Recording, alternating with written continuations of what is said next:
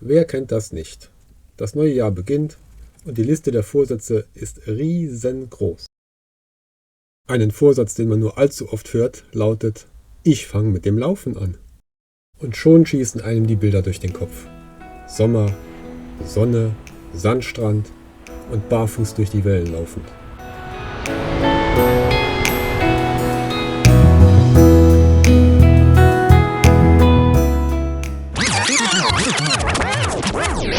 Doch leider läuft es nicht immer so ideal, wie man sich das vorstellt. Und außerdem gibt es dann noch jemanden, der ein Wörtchen mitreden möchte. Der innere Schweinehund. Hi.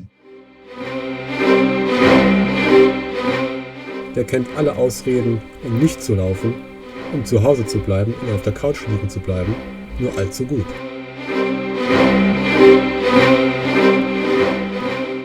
Und da das neue Jahr meistens im Januar beginnt, hat man schon ein Problem. Den Winter. Es ist nass, es ist kalt, es ist dunkel. Gründe genug, um nicht zu laufen, oder? Nein. Und genau darauf zielt auch dieses Video ab. Ich möchte euch meine persönlichen Strategien zeigen, die mir dabei helfen, gut motiviert durch den Winter zu kommen. Ausrede Nummer 1. Ich bin so müde. Im eigentlichen Sinn ist das gar keine Ausrede. Es ist eigentlich die Konsequenz daraus, dass man keinen Sport gemacht hat. Jeder, der schon mal trotz seiner anfänglichen Müdigkeit rausgegangen ist und sein Programm durchgezogen hat, der wird es bestätigen.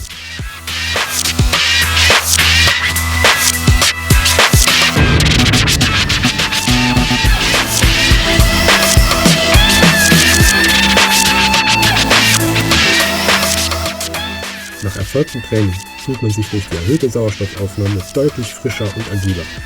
Und genau das ist der Zustand, den man sich in Erinnerung rufen muss, wenn es beim nächsten Mal wieder heißt: Ich bin so müde. Ausrede Nummer 2. Boah, es regnet. Ist mir viel zu nass. Also bei mir ist es so, wenn ich laufe, dann schwitze ich.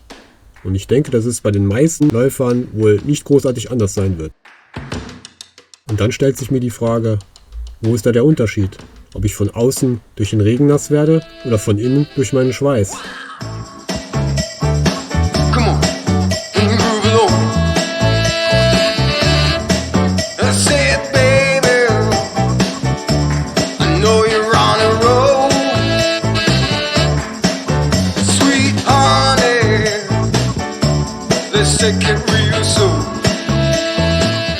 Bei Regen laufe ich am allerliebsten durch den Wald, denn dort erzeugen die Regentropfen auf den Blättern eine einzigartige Geräuschkulisse, sozusagen der eigene Soundtrack für den Waldlauf.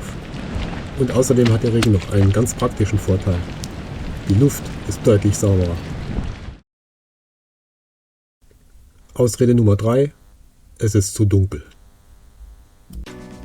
Okay, im Winter kommt man um das Laufen im Dunkeln einfach nicht drum herum. Aber warum empfinden wir die Dunkelheit eigentlich immer als Problem? Warum machen wir aus ihr nicht einfach ein Event? Indem man beispielsweise Orte aufsucht, die im Dunkeln noch interessanter sind als bei Tag. Wie zum Beispiel toll angestrahlte Monumente oder Gebäude. Oder wie wäre es mit einem Treppenlauf auf einen erhöhten Aussichtspunkt?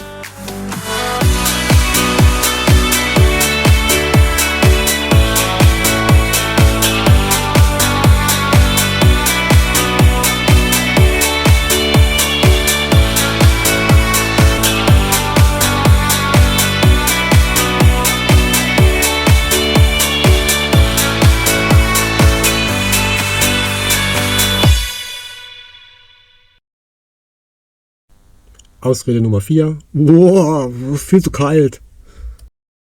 Also ich weiß nicht, wie es bei euch ist, aber ich laufe selten nackt durch die Gegend.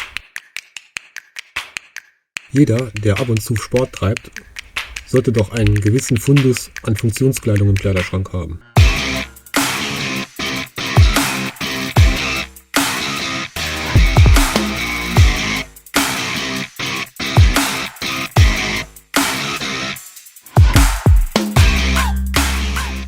Im Gegensatz zum Fahrradfahren habe ich beim Laufen noch nie gefroren.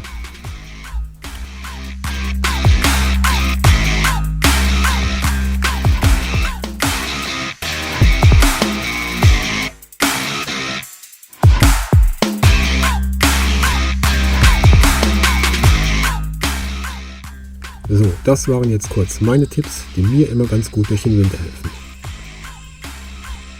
Ich hoffe, ich konnte dem einen oder anderen helfen, der dunklen Jahreszeit auch mal was Positives abzugewinnen.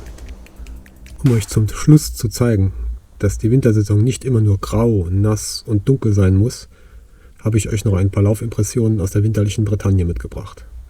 Viel Spaß dabei, bis zum nächsten Mal.